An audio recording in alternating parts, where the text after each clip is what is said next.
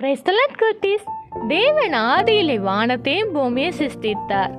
தேவன் 7 நாள் என்னென்ன படைச்சாருன்னு பார்க்கலாமா? முதலாம் நாள் ஆதியாகமம் 1ஆம் அதிகாரம் 3ஆம் வசனம் வெளிச்சத்தை படைச்சார்.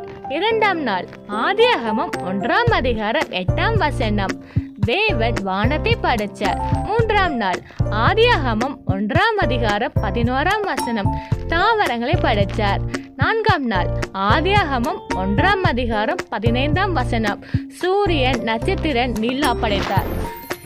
5ஆம் நாள் ஆதியாகமம் 1ஆம் அதிகாரம் 21 முதல் 24 வசனம் வரை மீன்கள், பறவைகள், நாட்டு மிருகங்கள், ஊரும் பிராணிகள், காட்டு மிருகங்கள் படைத்தார். 6ஆம் நாள் ஆதியாகமம் 1ஆம் அதிகாரம் 26ஆம் வசனம் 27ஆம் வசனம் தேவன் நமது சாயலாகவும் நமது ரூபத்தின்படியே மனுஷனை உண்டாக்கினார்.